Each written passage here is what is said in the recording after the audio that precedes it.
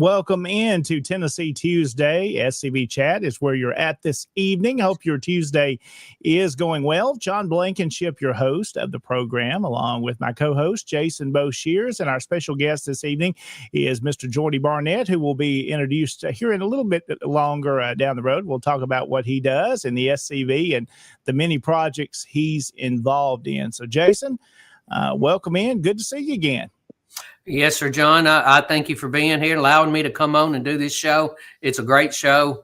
This is really bringing the Tennessee Division Sons Confederate Veterans to the forefront. And, you know, Jordy being here to talk about everything the Bradford-Rose Camp is doing over in East Tennessee it's great. And I'm really anxious to hear the rest of the story.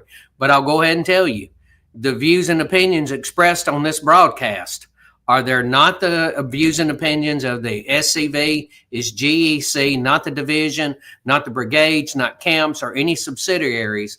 The opinions you hear here, you will hear, are only the opinions of the person that is speaking them. I hope everybody understands that disclaimer. Man, now you've covered it all. Basically, it's only our opinion, me and you individually, nobody else's. Nobody else's. Whatever Jordy says, that's on Jordy. He ain't speaking for nobody but Jordy. Again, we're so glad to have you watching with us this evening, of course, on Tennessee Tuesday, our different social media outlets, as well as SCV Chat. Again, thanks to Harrison and Connor for opening up this platform to allow us to host this show each week. I know they're out and about and doing things this evening. And Jason, they fully turned it over to us tonight. And so far, man, we haven't messed any of this stuff up. We haven't, but it's still a young night. We have a long way to go and a lot of opportunities. Well, we'll go ahead and start out. And Jason, I want to mention that you're in my thoughts and prayers this evening. I know you're not feeling the best tonight, but I appreciate you jumping on tonight and still being a part of the show. It is. I'm sure y'all are wondering why I'm here with a long sleeve shirt on and a sweater. I guess sometime after lunch today, got to where I wasn't feeling too good. Somewhere late this afternoon, I checked my temperature, and right now it's 101 degrees. So I still wanted to come on and do this show and to be part of it. I don't feel the best in the world, but you know what? I can sit here and watch TV and click away, you know. Absolutely. So and this is one of those things we need to be doing. Absolutely. Well, this program, of course, this evening, if you're a new viewer to us tonight, we talk history, we talk Southern history, and most of all, we talk about our Confederate ancestors, and that's some of what we're going to be talking about again this evening. Thanks to all those that have joined us, that are commenting in the chat tonight. We do appreciate you being with us each week. We do hope you enjoy this program. Hope you learned something and have a good time. We'll try to bring in a little humor as well and just have a good evening each Tuesday. And we'll be with you till probably around 8 o'clock. About an hour is usually what this program goes, maybe a little longer. Depends on how much me and Jason talk tonight and Jordy talks. And let's go ahead and jump on in and welcome our guest this evening, Jordy Barnette, who is the camp commander of the Bradford-Rose Camp 1638 in Morristown. Jordy, welcome in. Well, thank you for having me. I appreciate it. Absolutely. Well, tell me a little bit about, we're going to talk about 3 or 4 different things tonight you guys have got going, but kind of give me the little introduction. Who is Jordy? How long have you been in the Sons of Confederate Veterans, and what's your passion? How did you get involved in history? Well, I've always been interested in history. In high school, I kind of got a little bit into it and kind of faced what most of us face with the whole political side of it, and graduated in 13. And around 2014 is when everything really started happening with the political correctness and stuff. And I had known people. Luckily enough, I don't live far from a museum, the General Longstreet Museum in Russellville. Yep. And there was an active SCV camp there. And I had been to the museum a few times. And finally, when they started taking everything down, I said, I need to kind of do something. And the SCV was right there. Kevin Witherwell, one of our members, said, I can sign you up. One of the people that work in the museum got me his number, and the rest is history. I'm now camp commander, and no one's kicked me out yet, so I guess I'm doing a decent job. There you go. That's a good thing. I know you guys are very active, and we're going to talk about some of those projects. One we'll get into is our second discussion, but it's a monument that you guys have been working on for a few years that is finally all coming together, and that will be ready, of course, just in time for the Tennessee Division reunion, that'll be officially unveiled, and we're going to talk about that here in a few. But, Jordy, let's go ahead and jump in and talk about what I'm going to put on the screen here is y'all have a cemetery walk that's coming up here in October, on October the 18th. It's at the historic Bethesda Presbyterian Church and Cemetery. I know you guys are involved with that cemetery and the work there. You want to kind of talk a little bit about maybe the history of the church and your involvement there, and then we'll kind of get into the cemetery walk. Yes, I'll get a little bit into pretty much the kind of round the history up. There is this hospital. This church was a hospital during the war. It has never had electricity in it. It has been preserved. It actually at one point was a smallpox hospital and most were burned, but this one was able to be saved. This wasn't a field hospital. This was a hospital. This is where they sent all the sick and wounded. I wish I'd added a picture. One of the camp's first projects when it was founded, the camp started being founded in 93 and was to put a flagpole at this gravesite because there is a mass grave there. And so we actually have a flagpole that flies a third national flag all year round. I just actually recently put a brand new one up. We have a sunrise service inside the church every Easter. Pretty much we are trying to become partners with the owners and pretty much tell them, hey, we want to be part of the team that preserves this church. Many of our members over the years have absolutely stepped up to help this, and us younger people are trying to kind of be part of the conversation as well. Well, it looks like a great work you're doing, and there's some of the photographs we shared. Jordy, how long has it been since the church has been an active congregation? The church actually shut down during the war. Oh, wow. Okay. Yes, the church was actually divided so much because of the war. The story is that Unionists sat on one side and Southerners sat on the other, and pretty much they just couldn't exist anymore. So the church just folded. So the thing is, this church was so touched by the war, and not only did the congregation leave, but then the soldiers moved in and used it as a hospital. And so, unfortunately, the congregation didn't survive, but fortunately, the building did. Yeah, so it's I didn't realize it went back that far since it had been used. So, what did it ever fall into disrepair, or has it always been somewhat maintained? I believe it's somewhat all been maintained. I mean, it would have to be with how long it's lasted. They put a roof on at one point. They're getting ready to do a new roof, is what I've been told. And pretty much Band-Aids have been put on it for years. Right now, what we're having issues with is people trying to break in to do either ghost hunting or homeless are trying to break in. One door is actually completely bolted shut because someone tried to break in. It needs a new floor. It needs to be concreted under the floorboard because it's just dirt and that moisture is coming up and it's pretty much just taking all the plaster off the wall. There's exposed brick. So there's a lot to be done, but there are a lot of people and that's why we wanted to do this. We got inspiration from the Bristol camp.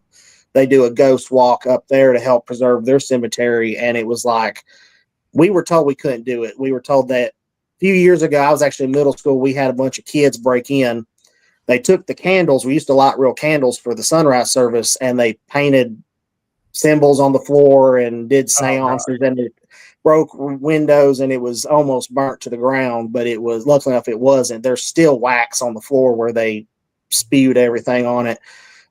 So anything remotely, I guess you'd say, spooky, they've been afraid to. But once we went to the owners and we said, this is what we're actually doing, they were open to the idea. Well, so the owners, let's talk a little bit about it. Is it a group that owns it, or is it individuals that own it? It's a cemetery, and then there is a Friends of Bethesda that help with it. But I believe we're the most active in using it.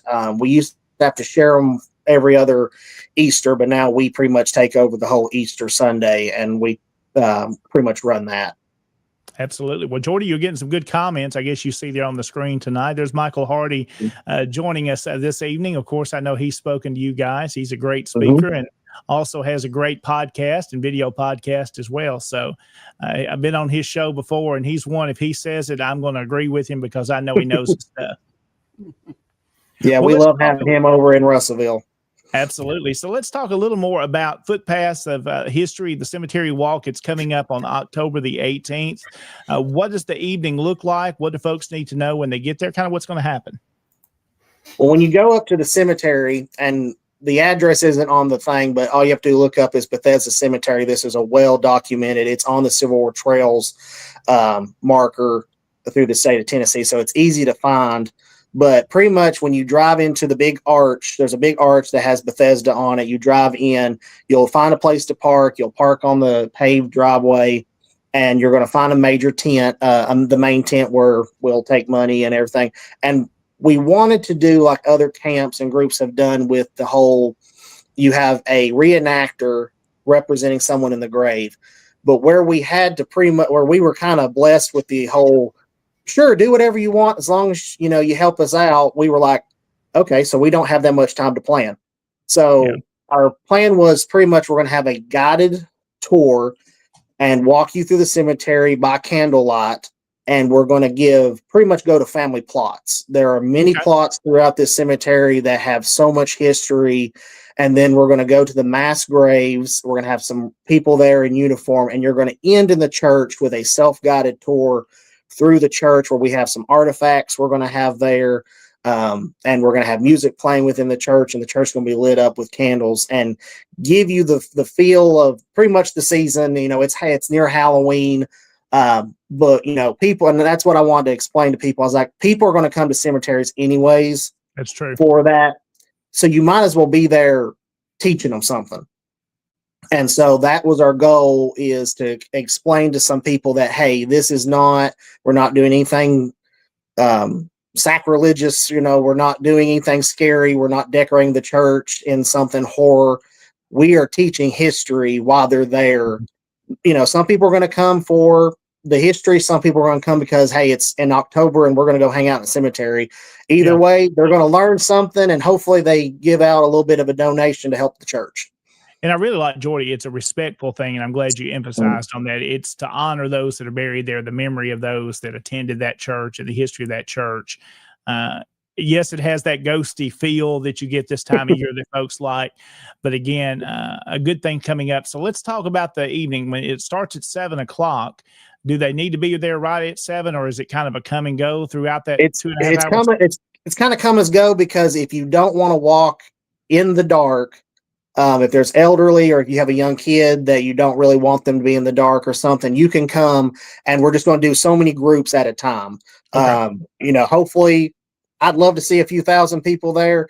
It's kind of worrisome if that was to happen, but we're going to just work a group at a time through there. Try not to overwhelm the cemetery, because as you said, even though the church shut down, the cemetery never did. There was actually someone buried there just recently. It's a very active cemetery. So the fact that, last time we had a sunrise service, I had cleaned it, and I stayed behind after everyone left. And I was actually just reading a little bit in the church, and a woman come up behind me, and her son had his funeral in the church. The school choir. Yeah, it was a very touching moment. And she says, I love that you all keep doing this. And so, it's definitely a respect thing. It's good. Of course, it's going to preserve the history there, of course, of those buried there. And also the church itself. We've lost so many of those, Jordy. I'm sure you've seen that up your way. I've seen it down my way. And Jason, I know, has in Middle Tennessee so many of these historic properties like this, because they're historic in just their age, that they've survived this long and been lost. So what a good way to raise funds. And again, it's $5 admission. Children 13 and under get in free. So do they need to buy tickets in advance, or just when they get there, Jordy? When they get there, we're going to hopefully in the future, we've got a list of our goal for next year. And next year we're hoping maybe we can even families can do their own tour. and to grow it. So we're going to actually start a committee. We're working really hard, not only with the SCV, our UDC chapter, the Sam Davis chapter, but also the Lakeway Civil War Society, the Longstreet Museum. Kelly Ford has been awesome. He's actually helping us get all our banners. We're making banners to go with every family and soldier to kind of tell. And then also we're hoping we're not only going to be open the 18th. So if you can't make it then, we will be open on Halloween. All right. Okay. I pretty much kept giving them a list. Can I do this? Can I do this? And they said, sure. So I was like, could we open on Halloween? And they said, sure. So we're not going to do the full tour on Halloween, but we will at least open up the church and let people come in. And another perk, there was a comment saying, is it protected from vandalism? Pretty much there is a lot of police presence in the area. And also there is people that live across the street. Okay. So that helps. But also while we're there on Halloween, giving out candy and letting people tour the church and the cemetery, we can keep an eye on things. So it's a double-edged sword. We can just do it all while we're there. Perfect night to do that. And just having activities like this, Jordy, is important. It deters vandalism too, because they see people there. They know people are watching it. They know people are doing stuff. It's not just sitting vacant and people think they can do whatever. Well, and that's the thing right now, the going into vacant buildings is a huge thing on the internet. Yeah. I mean, even if it's an old worn down Chinese restaurant, people want to go into abandoned buildings. And there's if you don't go when it's open, there's a little tiny window you can kind of see through it. And people are like, but I wonder what's in there. I wonder. And it's like, if you open it up, they can finally see what's in there. Yeah. So that mystery is gone. And you get to actually learn about what the building actually is and get a more of a respect for it. And you mentioned that, Jordy, that I was just watching last night on YouTube that some of these folks, they don't do any harm, these properties they go into. They unlock, they walk around and show those abandoned buildings. There's a lot of that, as you said, going on. Some do good. They're just showing it off. Some do damage. Yeah. And that's what we're afraid of. It could be just a kid, and then unfortunately the homeless situation in most places is getting bad. Yeah. And but right now it is well protected and it has got the attention. We're just trying to add more attention to the church by doing this event. It's going to be a good event. Again, it's coming up October the 18th, the historic Bethesda Presbyterian Church and Cemetery. Jordy, if they want to go find out more, those that are watching us tonight and maybe later on after the video is over, where can they go to see the details? Pretty much you can contact me. You can try to add on the Tennessee Division page or go to the Longstreet Museum's Facebook page. They're going to start sharing some stuff. That's pretty much who is helping us get all the information. I actually recently sat down with Kelly this evening and he was showing me all the new pretty much artifacts and information and documents and original pictures he's getting from a gentleman. And so he'll be the one to kind of lead us that way. Well, great work you guys are doing. We're looking forward to it coming up October the 18th. So again, we'll go ahead and take our first break. Jason, let's talk a little bit about sponsors. I know that you've got there. You want to pull up before we take our first break, and we'll come back and we'll talk more with Jordy about other things the Bradford-Rose Camp is doing there. We'll talk a little bit about the Longstreet Museum and that monument you guys are putting up. And the Tennessee Division reunion is going to be up there this next year. So we're looking forward to that too. Jason, it's all yours. And you're muted still. I'll mute myself to keep from making any bad noises back here. I just want to thank Jordy for what they're doing, because I have been to the Bethesda Church and I have been there for their services, and I've been through the church and I have been through the cemetery, and the work that is being done up there is very important work. When you go in there that you are looking and you're touching and you're in a piece of history. And I want to thank you, Jordy, and the Bradford-Rose Camp 1638 for getting out there and getting everything done. And y'all are taking care of it. And I thank you for that. Thank you. Yes, sir. Thank you. This commercial break is sponsored by SCV Chat. You can support SCV Chat by going to scvchat.com, or you can go to patreon.com and find SCV Chat on there. They have several different levels that you can support SCV Chat. They have one that's called Feed a Moose.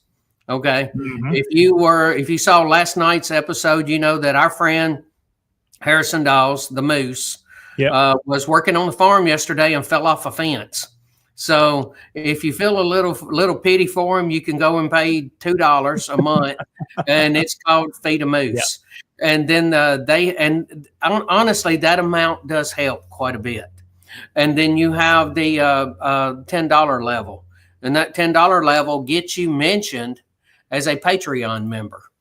Mm-hmm. And with this being a Patreon member, your name, all of that will scroll along the bottom. Everybody will see that you're part of this organization and that you are helping to keep this organization going. Because as you can tell, my camera is not as good as John Blankenship and Jordy Barnette's. So I'm going to have to invest in better lighting and a better camera and a better speaker system. So, and a better microphone, I should say. And all of this stuff takes time, it takes effort. And I'll just go ahead and tell you, the StreamYard subscription for a year is nearly $1,000. Mm-hmm. So it takes money to be able to get this going. And when you join the Patreon, you help that happen. And then they have a $30 a month level, and that's the merchandise level. And that is once you join that, every 3 months, you get something special. And Patreon sends it to you. Don't know exactly what it is because the SCV chat guys don't know, and they can't get it unless they join at the merchandise level. Yeah. And then if you are, if you want to do this, let's say where this commercial break, this is sponsored by Chris Cummins. I know Chris. Mm-hmm. And he's a good doctor. He's a good guy, Absolutely. And he was on, when I was commander in chief, he was on one of my committees, very good man. And they say that he is a very good knee guy. So I told him for a little while down here by me for a couple of years before he made it back to Mississippi. So I got to meet him several times. Good guy. And we appreciate him sponsoring SCV Chat. Yes, he does. And he does that at the $80 a month level. And that shows you that he's committed to what we're doing. And, if you have any knee pains or you need to see a doctor, go see Chris Cummins. He's an SCV member and he's a SCV Chat sponsor. Commander Blankenship, I'm going to turn it back over to you, sir. All right, Jason, thank you so much. We'll be back with Jordy Barnette and Jason Boshers and myself right after this break. There is a place nestled in the rolling farmland of southern Middle Tennessee. A home constructed in 1837, nearly lost to the ravages of war. Saved by a servant and a Confederate general. A place where families loved and lost. If walls could talk, what stories could be told? If a place, a home, can feel love, loss, pain, surely this is one of those places. Nearby is a more recent structure, and inside are the stories of heroes and heroines, stories of battles won and lost, stories of sacrifices made by the people of its native soil. A place that will tell the true and complete story of the Southland and the war fought for its freedom. From the causes that led to the conflict to the modern-day struggles to protect Southern history. Historic Elm Springs and the Confederate Museum at Elm Springs are the general headquarters for the Sons of Confederate Veterans.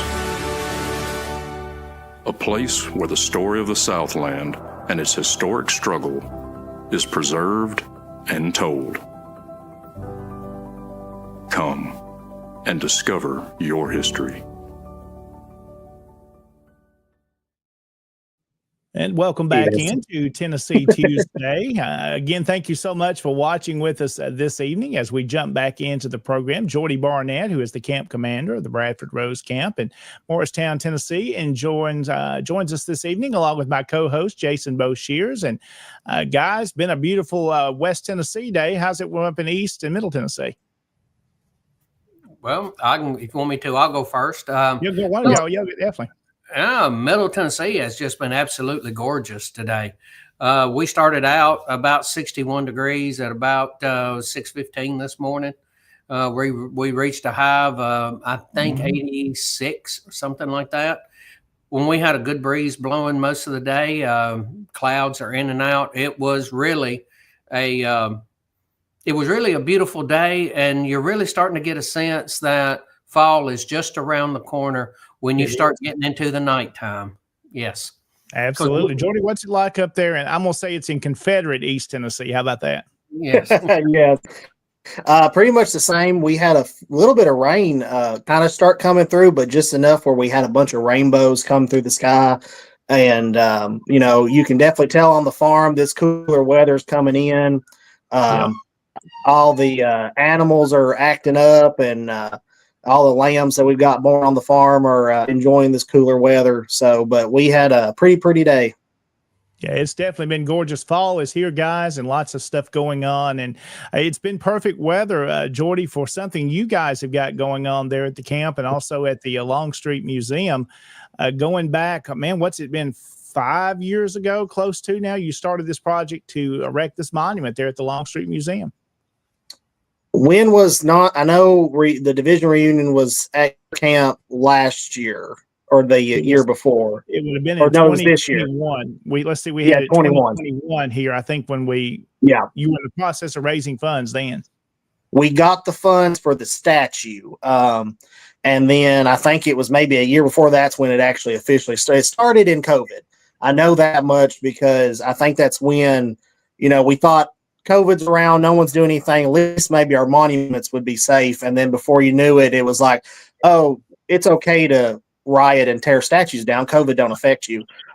So then I think it was when they took down VMIs. I actually had COVID at the time, and I was like, I don't know. I can't keep pressing the angry face emoji on Facebook.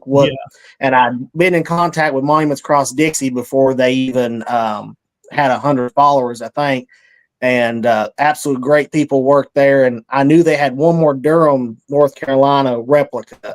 And my mind was like, well, if I can at least get this statue, let's see what happens. Let's maybe turn this anger into something positive. And I just called Mike Beck from the museum. I said, let's just say, what if I got a statue? Could we put on the grounds? He's like, if you can do it, it'll go there. And well, now it's finally happened. And so this was actually from our Christmas event this year. Our camp had a little replaying ceremony, and we wheeled Zeb outside for a little sunshine. Well, let's talk about the monument itself there. The statue there, is it bronze? What's it made out of? It's bronze. It is a 80% accurate replica of the Durham, North Carolina monument that was tore down in broad daylight. That's a more close up. The face is gorgeous. So you guys have moved it around, I know, several times, and now you got a base we're going to talk about in a minute. So it's been inside, it's been outside, and it's been all over the place, hasn't it? It's kept in storage inside as a display at the museum. But we've taken it we've had Hazard Fest when they used to have that. We've taken it to all the festivals around here. And he's definitely, I think he's been to a national reunion. He's actually been to the original location. He's been to Durham. Wow. They took him and wheeled him in front of when the pedestal was still there. And I think he's been to a few more places in Alabama. So he's ready for his permanent home. Let's just say that. Yeah, he's getting sore. He's ready to settle in. Mm-hmm. Well, let's talk a little bit about us. Of course, we've seen a picture there of it, Jordy. Let's talk about the location it's going to go to now. What's the final plan here? And I'll kind of go through some of these pictures from the start, what you've been working on that. But you want to look at the groundwork first, or do you want to look at the base itself? Let's go do the groundwork first, because that was the first step. Okay. So pretty much the biggest thing with this issue, so we did start in COVID trying to raise money for this. And so not only were we inactive, were there no festivals going on, but then once we kind of got where we could break ground, they are actually bringing in a 4-lane to this area. So we kind of were like, we knew where the board wanted it, where we wanted it closest to the road. So we had to wait for TDOT to be like, hey, you can have this much just in case they need to take part of the yard. And finally, it was kind of green lighted, and they're doing work on the museum right now with the foundation and the siding. And while the work crew was there, the pretty much the staff at the museum was like, "Hey, can you dig us a hole real quick?" And so I got a text saying, "Hey, here's your base," and I'm like, "When can the concrete be delivered?" And before I knew it, there was a concrete truck there. Well, and you can see there in that picture there they are pouring concrete at that base. Yeah, I was actually at a sheep show showing livestock, and we were trying to get everyone rushed there. We did get the supplies there, and we were told one thing, and before we knew it, everyone at the museum was like, "They're about to pour now. We got to build this real quick." So I was getting updates while I was in Knoxville, and but it all worked together, and that's the final when it was finally poured. And you can see the road more on that side, and I mean that's going to be a 4-lane, and there's actually a UDC marker further down that way that was dedicated in the 20s, and we're hoping to get that relocated onto the property as well. And here's another view where you can see the house and the museum. They're kind of behind it. Yeah, that's the museum, and you further back behind on the right left side of the chimney, that's where they did the little bit of the foundation work. So there's been a lot, and today they were pressure washing, actually trying to get the siding finished. And we'll go ahead and here's a group of, I see Mike. This is Kelly and Shane, and so it's Mike Beck and Kelly and Shane from the museum. They work there, and Shane has actually been the one that has got us in contact with the pedestal. We've actually had them pretty much anchored into this program for years. He said, "Hey, what about this block?" And we'll get a little further what this block is, but he said this would be perfect. And so he's really been the go-to. And Kelly, bless his heart, he's wheeled Zeb around more than I think some of us camp members with helping us get him moved into the trailer and back in the museum. But this is the truck that finally got delivered. This picture was taken right in front of our flagpole. Not only do we fly a 3rd National at the mass grave, but the museum flies a 2nd and Army of Northern Virginia flag all year round, even when the museum's closed in the wintertime. Let's look at one. Here's some of the base. A very unique looking base. I like it. Looks good. So pretty much this is like if you were to buy a retaining wall for anything or kind of want to divide something up. You've seen them around in parking lots where you kind of divide parking. You don't want someone coming by. But this has a castle-like texture to the side. It's a little more ornate. And so all these pieces are going to connect together pretty much like Legos. And so all you have to do is just get the equipment, stack them on top, and you've got you a pedestal. So, Jordy, how tall are they going to be? I see that picture there. Is that the main height, 2 of them stacked? Is that the highest point they'll be, or they're going taller than that? They're going to be 8 foot tall. Okay. Oh, wow. So it's so pretty much each block is a level. Okay. So it's going to be last time when we talked, it's going to be 8 foot tall, and then the Zeb is 6 foot tall.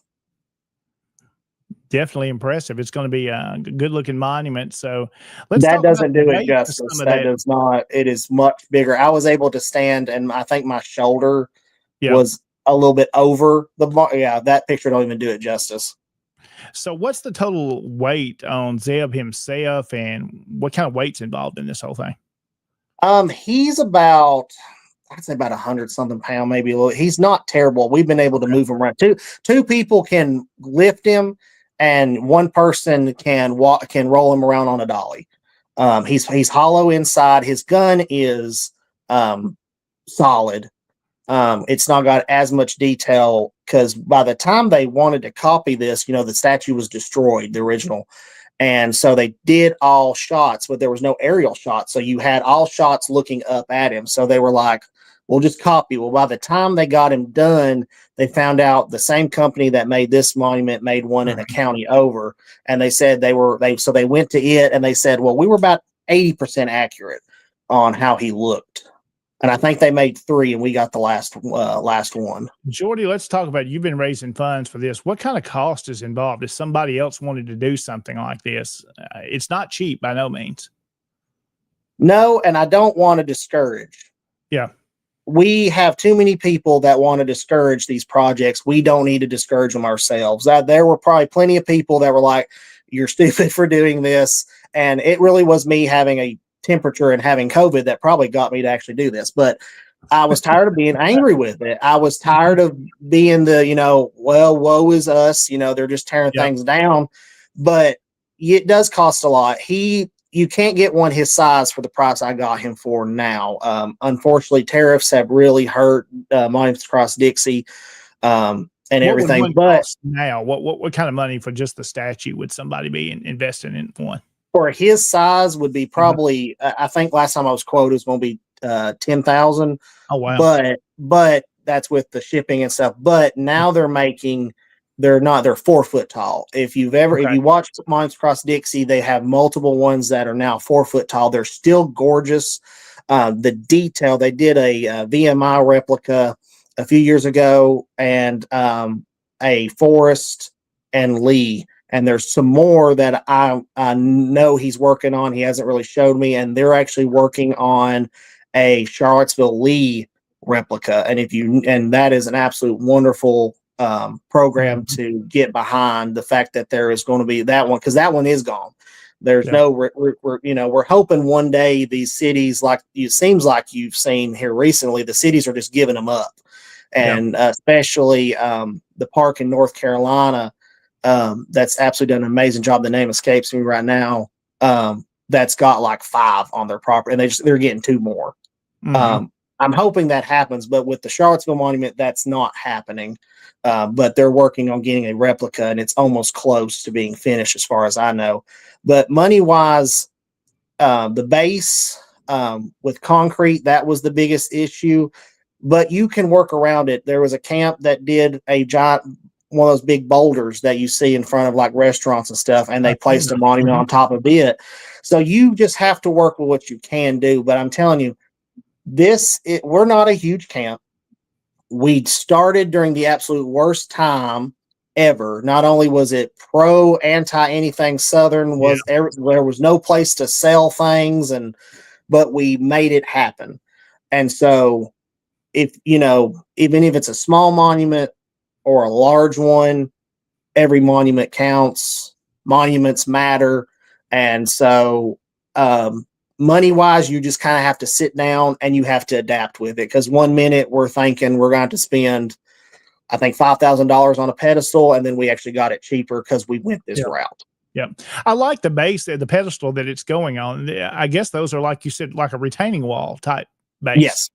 Yeah, all it is a retaining wall, and they lock together.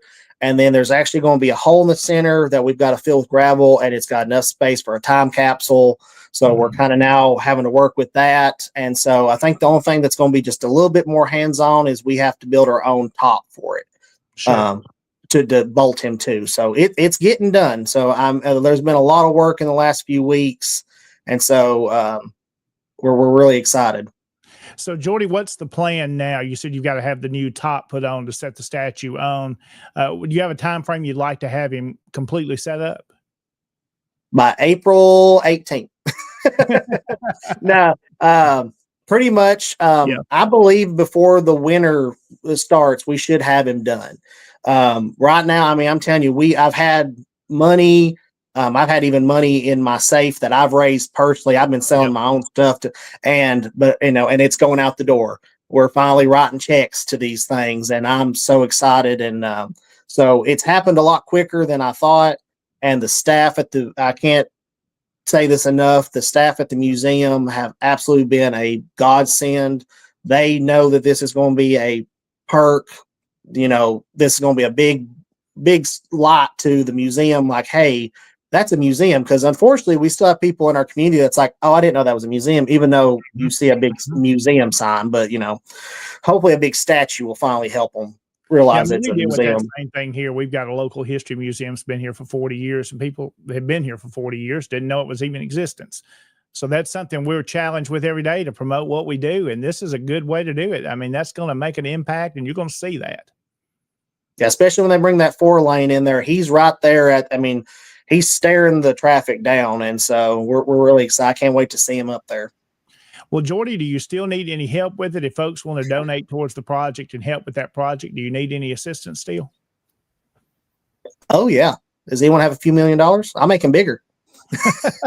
Put up a few more of those, line the property with them. Hey, we can stack as tall of those block as we want. So if someone wants to donate a few more blocks, that'd be great. In all seriousness, yes. Right now, we just want to make sure we have a little extra money to kind of work out the deep kinks, because unfortunately concrete is so expensive, and then we're having to hire some people to do things that we can't do. If you'd like to make a donation, my P.O. Box is 214 Bulls Gap, Tennessee 37711. And I set up that P.O. Box when we first started, so that, you never know, someone might send a bomb through the mail or something like that. Or I was like, I might want to do something. So that P.O. Box is nicer than your home address. How do they need to make a check out if they're sending you a check, Jordy?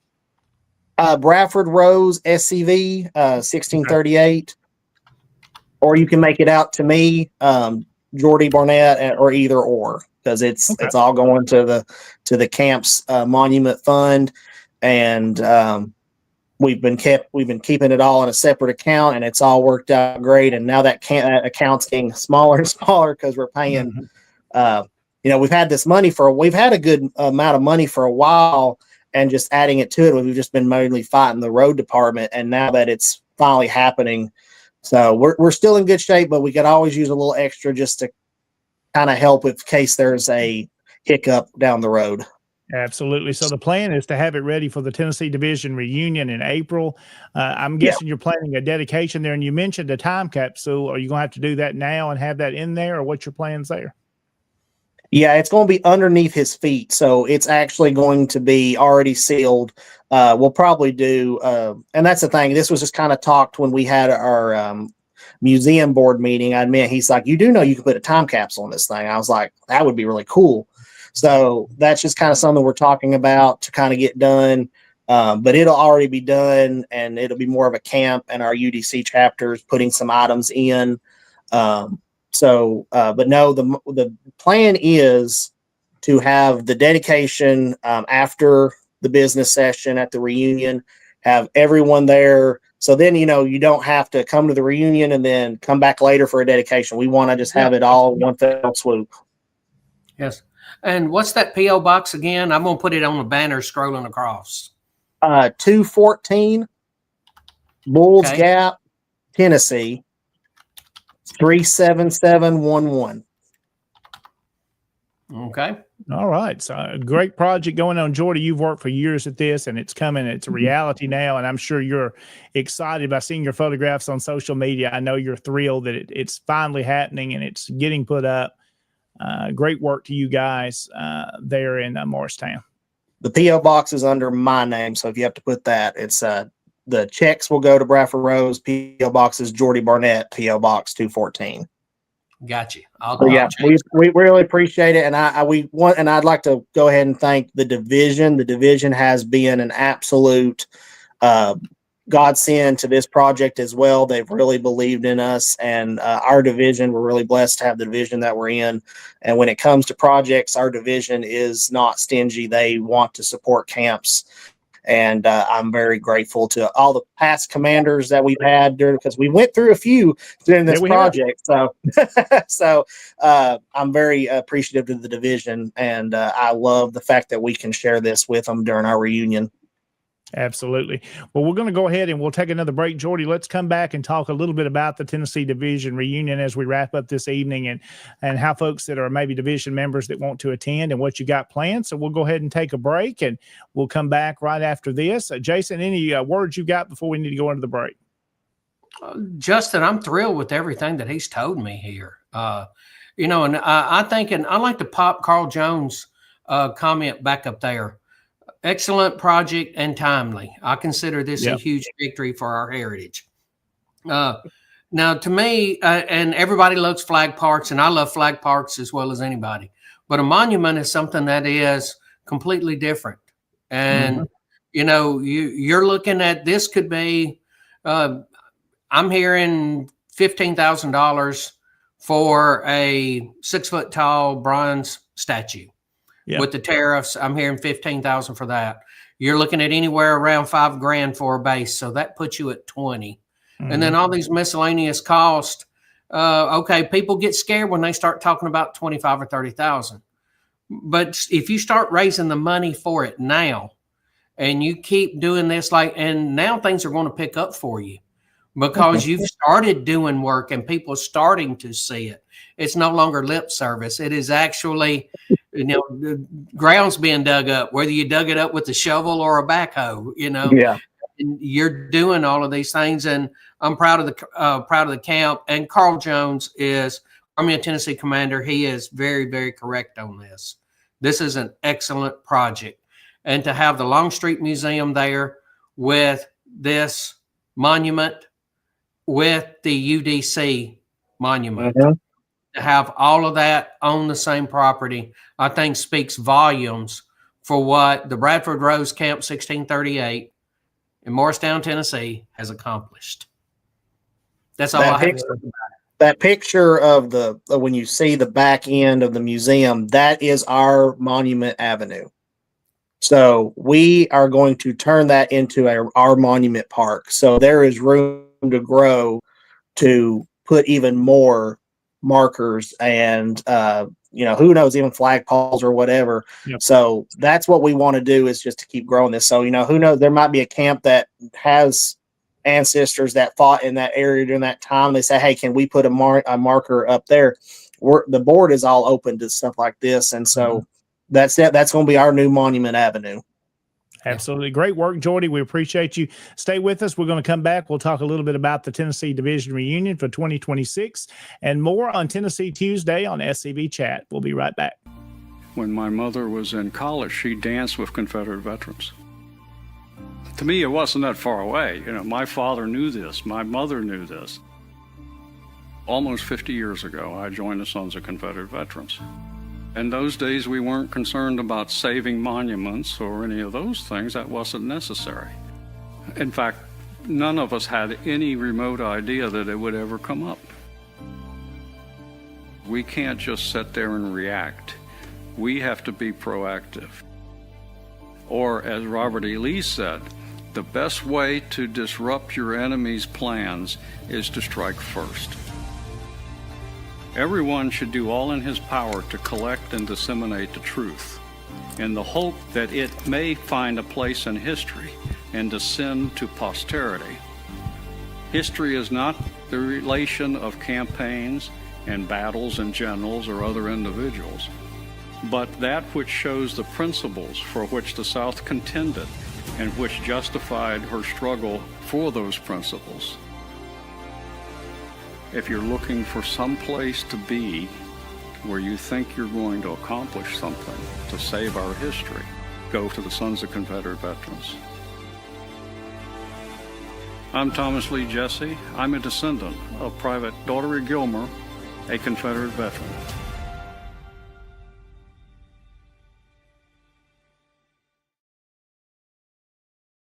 Tennessee Tuesday continues here on SCB Chat. I'm your host, John Blankenship, joined by my co-host, Jason Boshers, and our guest this evening is Jordy Barnette, who is the camp commander of the Bradford-Rose Camp in Morristown, Tennessee. He's been our guest all evening. We've been talking about a cemetery walk. We've talked about a Confederate monument. Man, Jordy, just an applause to you for the great work you're doing in the camp up there.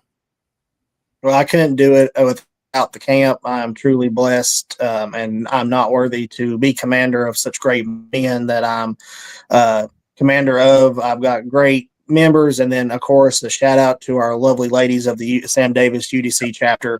We actually we couldn't do a lot without them. Well, my question is for you, Jordy, how do you keep Mike Beck straight? How's he treating you? If you want to make a donation for me to have to keep him straight, you're going to write a big check. P.O. box is on the street. I'm telling you, Mike has been wonderful through this project. He's one of those that's kept me. He's like, you do know this is blah blah blah, and I'm like, we're going to try. And I think, I mean, if he didn't have green lighted this and said, sure, if you make a monument, we'll put it up, we would have been here. And Mike's truly, as soon as we started getting momentum, Mike was very much saw what it actually could become and everything. So, we got to keep him straight, but we couldn't do a lot without him. A lot of wisdom there, Jordy. Of course, he's past Tennessee Division Commander, served 3 terms. And when I got into the SCV, he was Division Commander.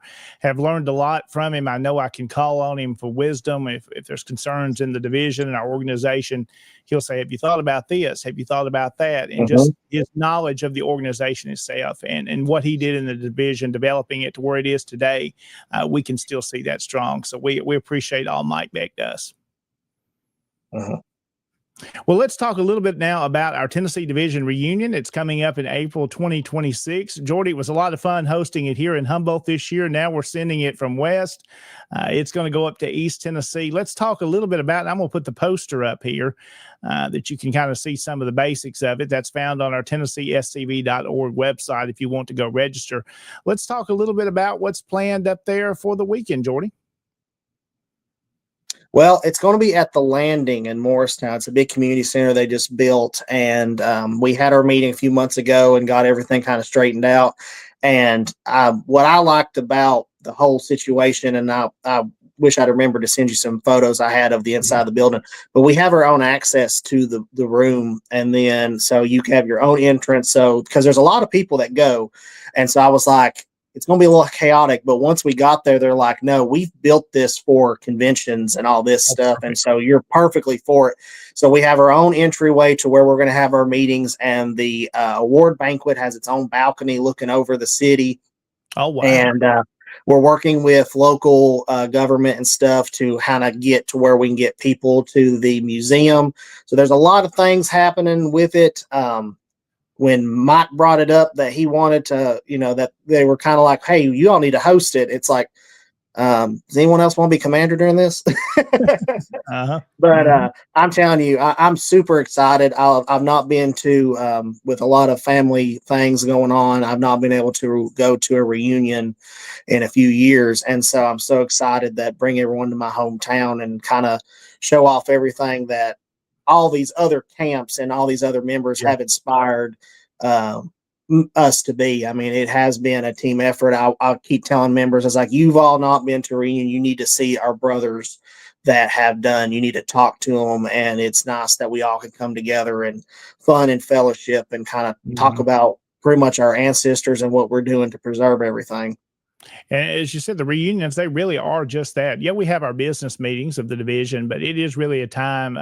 We talk to each other by social media now so much in text, but to get together in person and reminisce. And as you said, we talk about our ancestors, that thing that we all have in common is Confederate ancestors. It's just a really worthwhile weekend. And if you've never been to a division reunion or you've never been to a national reunion, I encourage you to try to make plans to go to one. It's a good time. You'll enjoy it. And coming in Morristown, I know Mike Beck has told us some, Jordy, about these new facilities that are being built. Y'all have had a couple of new hotels, I believe, being built and underway. And this one we're going to be at, you mentioned, it's brand new, right? Yeah, it's a few years old. I mean, it is absolutely beautiful inside, and they have been absolutely accommodating.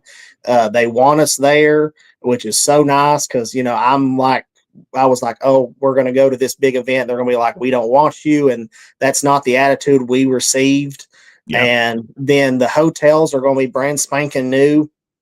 And then, of course, you've got all the restaurants there. We've boomed the last few years in our community. So you've got tons of stuff to do. So bring the family, bring their wives and everything. And, we got plenty to do. And then there's so much stuff to do at the Landing. And there's going to be some I think there's pools and stuff like that. There's a walking center in there. My words are stumbling a little bit, but, and climbing, there you go. And so there's plenty of stuff for kids to do. And I believe there's going to be a deal done if for a price you can come in and bring your kids and stuff. So there's plenty of stuff for everyone while you're doing SCV business for the family to have a really good time as well. Absolutely going to be a great weekend. And as we put there up on the screen, you can see a little bit more of the application. If you go to our Tennessee Division website, TennesseeSCV.org, you'll see that registration for the evening. There's the cost and everything, what it includes. And again, Jordy, it's super affordable. One of the, I'd say, and I hate to use the word cheap because it sounds cheap, but one of the most affordable reunions that we've seen in several years. Well, that's something we really wanted to work towards, was having just a simple cost for this event. You kind of, with anything really, you do, not just reunions, you add this, and before you know it, it's like, So we just kind of wanted to help out. We've had a lot of good support from people saying, no, we're going to help with paying with this. So I really hope everyone can come, because I don't know when the last reunion was where you got to go to a Confederate monument dedication. Yeah. So that's a new one. A little cap in our feather for this reunion. So we're very excited. So I hope everyone, and if you can make it, please send in your applications, so we can kind of get the financial stuff figured out. And also, we are still doing the memorial in the book. So please bring in your ancestor memorials and or anyone ancestor or any memorial you want to put in. Well, Jordy, you mentioned the financial side of it. Me and Jason have both hosted a couple of division reunions. I've done a couple. Jason's done one. So some of those registrations come in a little late. Don't be too nervous. It'll all happen. It'll all come together. I'm one of them too. So don't. I can't really. As well. Yeah, I'm kind of a hypocrite. So. I gave mine when we were in Humboldt. Now listen to him now. Ask him. Ask Joshua Cameron. Ask Joshua Cameron. I handed it to him because I know what that's like to have to put one on, and you don't. Hey, we're having to shell out this money, and you don't know. Yeah. Okay, are we gonna have enough come in to cover it? And sometimes you need enough just to get started. And, that's the thing that after I hosted one, I thought, and involved in several national reunions. Yeah. I'm just going to take my stuff and sign up while I'm there for the next one. And I never have to worry about it. Yeah. And Jason, you do that. You've done that in Columbia for me here in Humboldt this last year. So you take care of them early. We could learn something from the old guy, Jordy. Yes. Old and wise. That's it. Good time coming up again. TennesseeSCB.org is where you can go get the registration and go ahead and get your division registration in for the reunion coming up in April there in Morristown. Jordy, anything else we need to mention before we wrap up this evening about the Bradford-Rose Camp? Anything else you guys got coming up? We're going to be at a few festivals. We got a festival in Grainger County this weekend. We're going to be setting up. I did have a little note. Derek Glover actually I'm also in charge of our leadership ag award, William Hicks Jackson ag award. Yep. Mm-hmm. And he wanted me to go and spread this to the division. He has donated $200 to the ag award. And he says to any camp that has never given an ag award, the first 10 camps that sign up, he will pay for your first ag award. And so we really appreciate him doing that. If you know of a student that's involved in agriculture, this is a great award. I've done it for many years now, and Josh finally passed everything. I'm now fully in charge of it. And this is another way for us to get into communities. And it's not just for students. We've adapted it for adults. So if you know of a farmer, an ag teacher or anything, this is a great opportunity to kind of tip your hat at them and say, thank you for supporting us. Because much like history, like I say, when I give out one, ag is stereotyped and does not get the love it deserves. Mm-hmm. So I appreciate our brother from giving that, and I wanted to kind of spread the word. First 10 camps that sign up, that's never given an ag award before, your first award is free. So we appreciate you, brother, for that. Man, that's very generous of Derek doing that. Again, he does a great work. Very generous to our organization. We appreciate him. And you mentioned giving it to adults as well. That's something when we gave one a few years ago here, our camp did, Jordy. We gave it to a local farmer who was on a television program a few years ago, and he was very appreciative that he's got Confederate ancestors, and hopefully in time he'll join. So we opened a door there. I think that's important. And that's the biggest thing. I mean, I gave out awards, and pretty much the person that's in charge of the school systems and the principals, they hear the word Confederate veterans, and this is a Confederate general, and so you say the words, and I'm kind of ducking my head. I'm like, okay, but no, we've been, and I've got wonderful people within the community that say, no, we're going to get you in, and we're going to have you where. And then also I give out awards while I'm showing livestock. So you can give it anywhere. that's the best perk about sports. So if they ever kick me out, they're not going to stop me. I'm going to keep giving them out. I'll just go out to the fairgrounds or to the farm. And that's the beautiful part about this award. Jordy, if they want to give that award, they're a camp in the division. How do they just need to reach out to you directly? They need to reach out to me directly. My email's on the division page.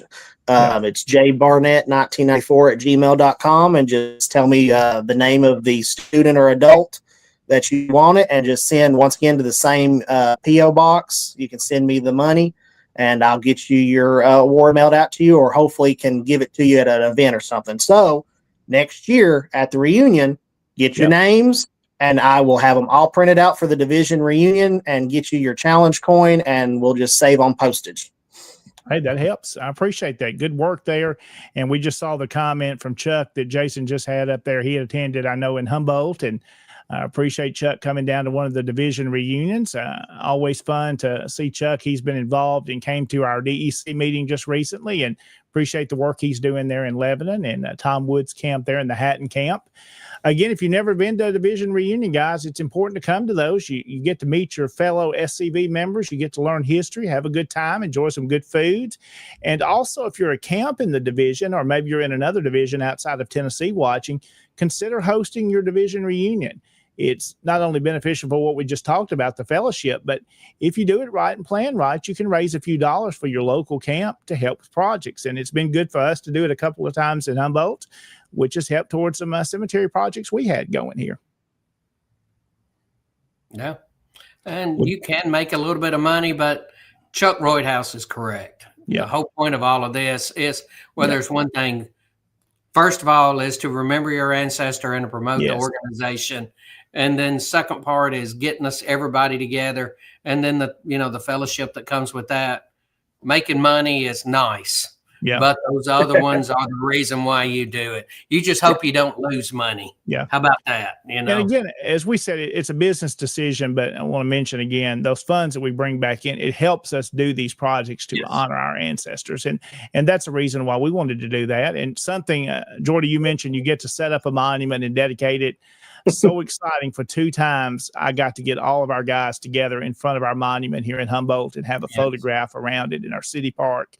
Those are something I've got framed on the walls, things that I'll cherish the rest of my life, to be able to get good Confederate guys together and honor our Confederate soldiers. That's what it's all about. That's what we do. That's the thing with this whole project. I mean, you can't keep just being, it's been said on SCV chat, if not now, when, if not us, who. And I'm absolutely touched every time I get a text message and they're like, hey, another piece has been delivered. I get a little choked up, because this has been, we're not putting it up just to trigger someone. If we were, I could have done something a whole lot cheaper and it had been up 4 years ago. This is for our ancestors. This is for everyone's ancestors, for the men that were on the grounds at the museum. It's also to promote the museum. I mean, it is absolutely wonderful. And once again, thank you to the division for absolutely being a helper in this, financially, spiritually. You've all helped us with just cheering us on. James Patterson was one of our first cheerleaders when we were trying to get the money for the statue. He was like, first the nomination, and I've got a list. I'm trying to get everyone's names that's ever helped, even donating 20. We started with $20 a head. We were like, hey, give us $20 if we get so many people. And I had people sending in $100 bills, and it's like, everyone that's donated, God bless you so much that this could happen. Absolutely. Well, Jordy, thank you so much for joining us this evening. Again, know the door is always open. Anytime you guys have something going on, you want to be on with us, just feel free to reach out to me or Jason. We'll be happy to have you on anytime. Well, thank you for having me. It's been a pleasure. Absolutely. Well, let's go ahead and take one quick break, Jason. Here and then we'll come back and we'll wrap up a couple of things in the division going on that we want to mention before we wrap up this Tuesday show. We'll be back right after this. There is a place nestled in the rolling farmland of southern Middle Tennessee. A home constructed in 1837, nearly lost to the ravages of war. Saved by a servant and a Confederate general. A place where families loved and lost. If walls could talk, what stories could be told? If a place, a home, can feel love, loss, pain, surely this is one of those places. Nearby is a more recent structure, and inside are the stories of heroes and heroines, stories of battles won and lost, stories of sacrifices made by the people of its native soil. A place that will tell the true and complete story of the Southland and the war fought for its freedom. From the causes that led to the conflict to the modern-day struggles to protect Southern history. Historic Elm Springs and the Confederate Museum at Elm Springs are the general headquarters for the Sons of Confederate Veterans. A place where the story of the Southland and its historic struggle is preserved and told. Come and discover your history. Welcome back into Tennessee Tuesday on SCV Chat. John Blankenship, your host, along with co-host Jason Boshers, and Jordy Barnette has been our guest from the Bradford-Rose Camp in Morristown. Again, Jordy, thank you for joining us this evening. And good stuff you guys have got coming up. And Jason's put on the screen there again if they want to donate towards the monument project there, or they need to reach out to you. Easy to do. It's right there on the screen. And again, thank you so much and appreciate all your work. Thank you very much for having me. It's been an honor. Absolutely. Well, last couple of things we got to mention before we get on out of here. We want to shout out to a couple of other camps, and some of these things have been shared on social media and have been sent in to me. So we want to mention these, our friends up in the new camp, the Huddleston Poor Camp in Byrdstown, 2359. They were recently there at the Travisville Community Church, did a cleanup and landscaping project at the church, and they shared on their post the first official shots were fired in Tennessee. There. So they've been helping there. And here's another photo of them working. Good things the SCB does with projects like that, guys, and getting out in the community and helping other organizations and our churches as well. And it's so important. And we appreciate the new camp there in Byrdstown that's just been going for a few months and doing good work. Also, we've got this photo here. Rich Garcia, our lieutenant commander of the Tennessee Division, along with David Daniels in that photograph. They were, of course, in Gainsboro Invincibles Camp, 1685. They were at the Baxter Harvest Festival. And there's one of our division recruitment booths and for their camp as well. And Rich does a great job, guys. If you've been following Rich for a while, he's all over the South and promoting our heritage. You've seen the videos that we've shared here on the channel, of course, and a great work Rich and the Gainsboro camp there is doing, being at all these festivals. Rich is really traveling all over the country. Yes. And the last thing I've got to mention here before we wrap up is the Champ Ferguson Standing Stone Camp 2014 is having their 204th birthday celebration for him. That's coming up on November the 29th. So I know that's a little ways down the road, but we want to make sure that's out there. That's at 10 a.m. And if you're on our division Facebook group there, you've seen that, and there will be more information about that. And that's being shared around.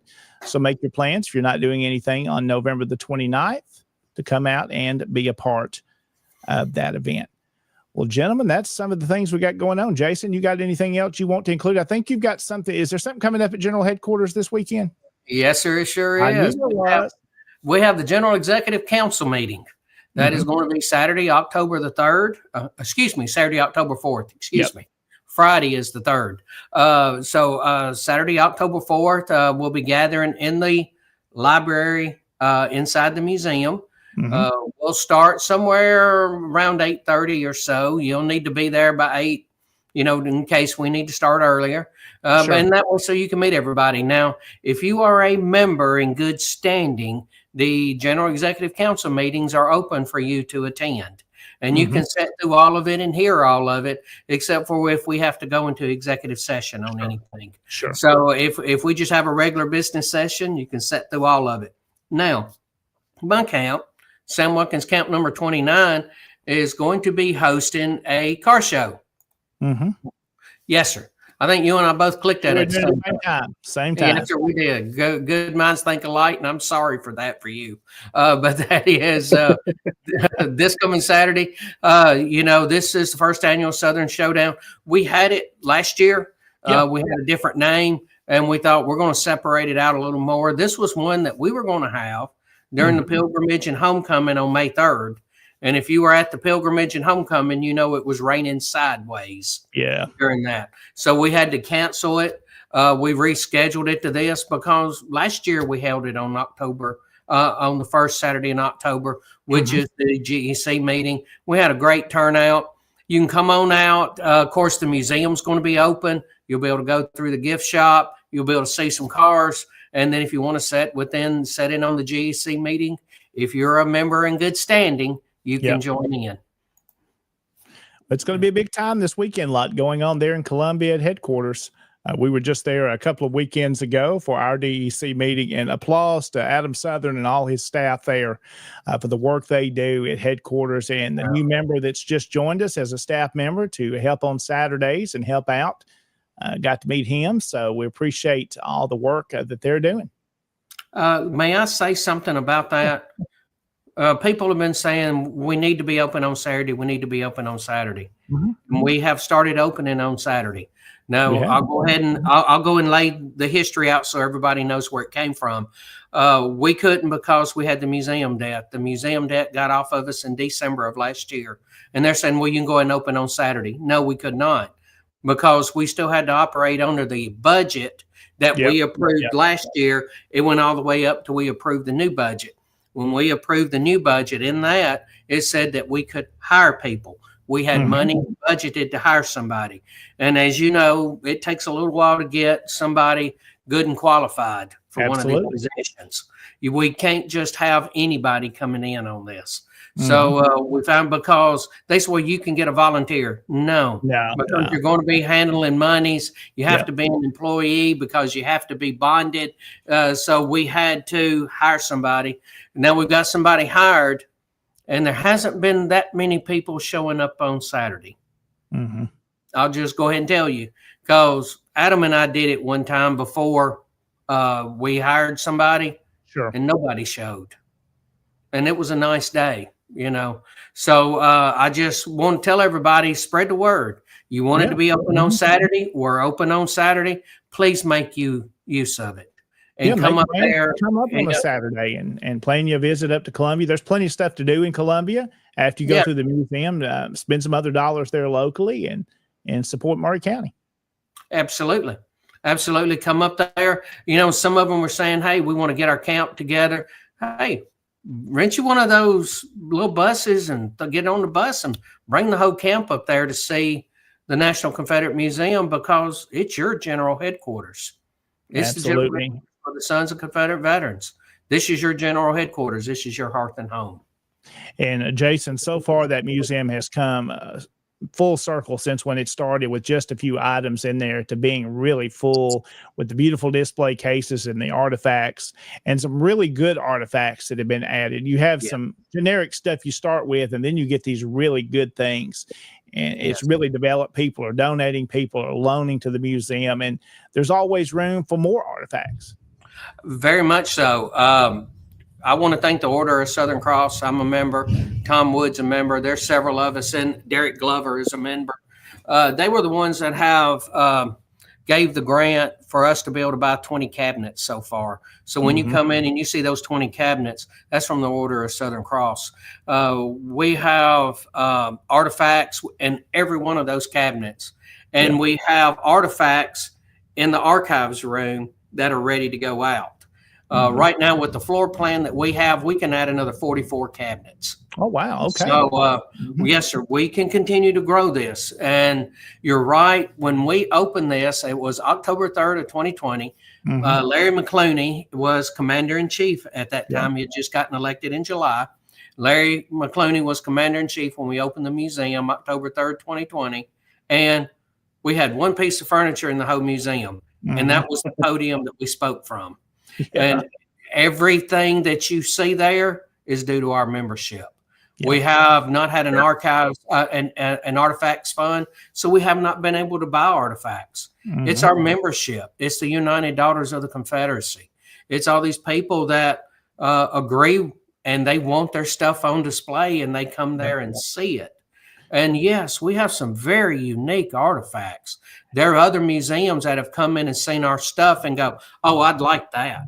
You know, we have a pair of trousers that the Mississippi Division, actually Forrest Dahl's current Mississippi Division commander, purchased them and donated them.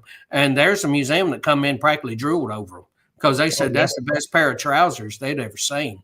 You know, and so Jason, you mentioned that acquisition fund, and that's something our camp donated to during the National Reunion. Being a historian and loving things like that, and knowing and operating other small museums, that's something to consider donating directly to. If you want your funds to help, maybe you don't have an item to give, you can go so we can, as these items we see come up at auction or through private sales, that we've got funds to grab that certain thing that comes up that, hey, we need that there's funds there to get those things. Yes. And thank you for mentioning that, John, because people have been contributing to it. So it's not like we have zero, but we did not have enough in it to go get, true good artifacts. Expensive. They don't grow on trees. And when you've got the provenance and the history and all of that on it, it takes something to get them. And, so the numbers are going to have to get up to be pretty stout. And now that we have the museum debt off of us, if artifacts are your thing, okay. If you can buy something and donate it, wonderful. Yep. If you have something you want to donate, wonderful.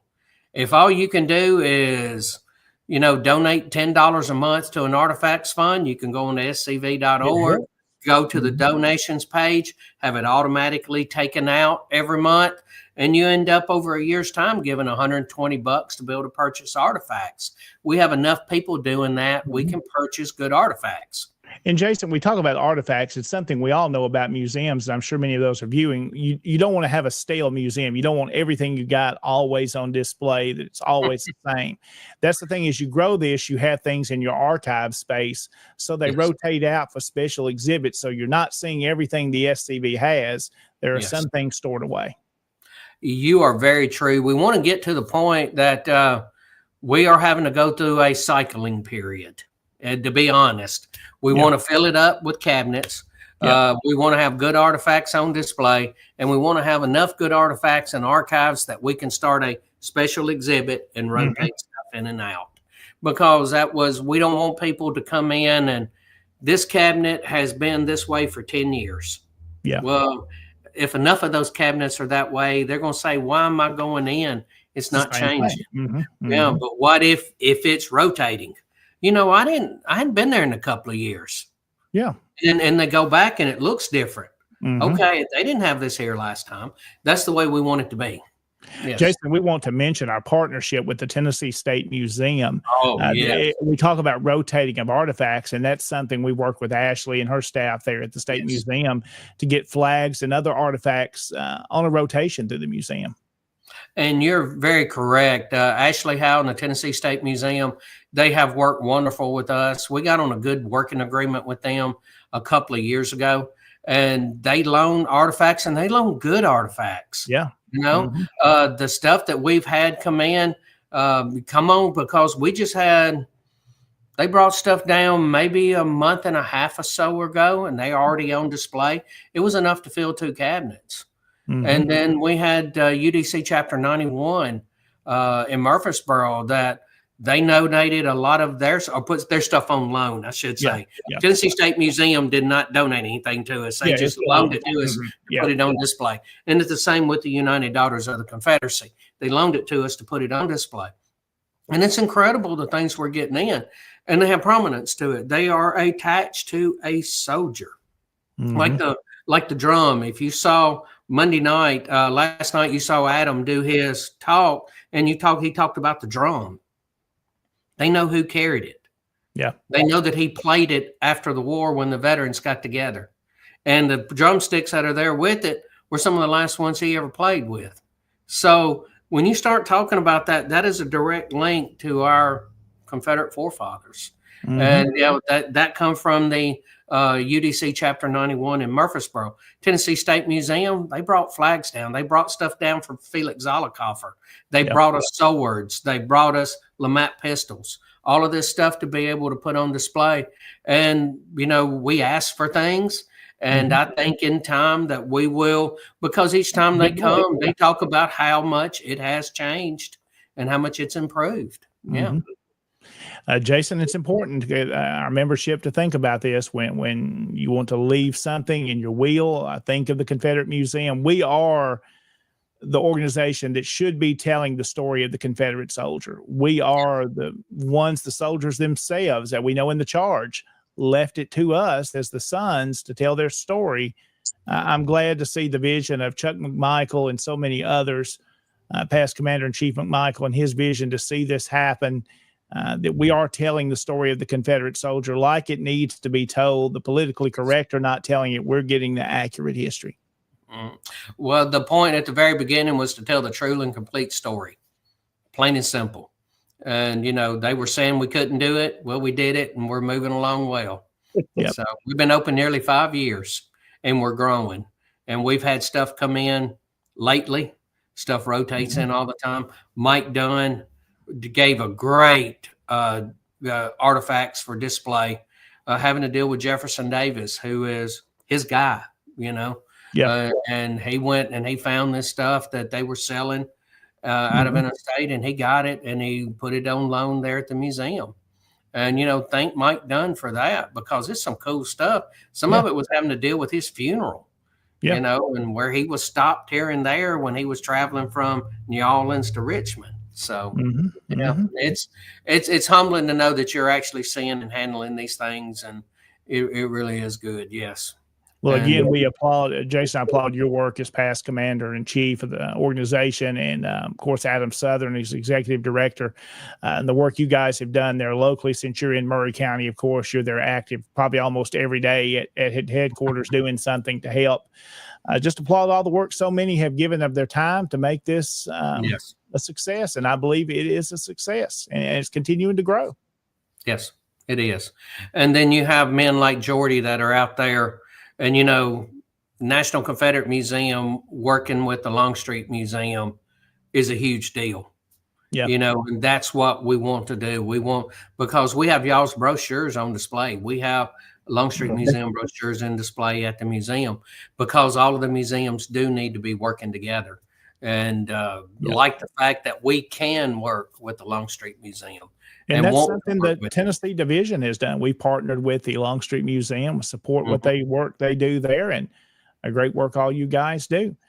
Well, gentlemen, we've gone almost an hour and a half. I said we'd be an hour tonight, and we've talked, and I think had a great program this evening. We do thank everyone for watching and listening to us tonight. I want to kind of promo what's coming up next week, Jason. I'm kind of popping this on you. Next week, you might have to be solo, because I have a political candidate forum I've got to host here in Humboldt. So I'm going to be away next Tuesday night. If you could swing it next week. And then the next week after that, October the 14th, James Patterson, a past Tennessee Division commander, is going to join us to talk about their camp and activities in Fayetteville, Tennessee. So we've got some good programs lined up for you the next couple of weeks, and we do hope you'll join us again. Jason, any final words? Jordy, anything else you'd like to leave with us? Jordy? I would just like to thank once again everybody that's helped us out. Thank you for having me, and God bless the SCV. Absolutely. Jason, any final things you need to leave? No, sir. I thank you, Jordy. I thank you for coming on and everything that you're doing. John, this is the purpose of doing this, to bring on and to highlight what the Tennessee Division is doing. And Jordy is setting an example with that. Just, so thank you, Jordy, for what you're doing. Yep. And I want to thank the Bradford-Rose Camp 1638 for what they're doing, because the one thing that I can tell you from my time in the chair, it's when you have good active camps that are out there, boots on the ground, getting the work done, we don't have near the problems. If we have an absent camp, or there is no camp, or the camp's infighting, But believe me, everybody in that county knows the Longstreet Museum. All of the people who matter know the Longstreet Museum. So you don't have to worry about them coming and butting heads with you, because you know they're going to be looking at, they know you're going to come back and say hi to them. Yeah.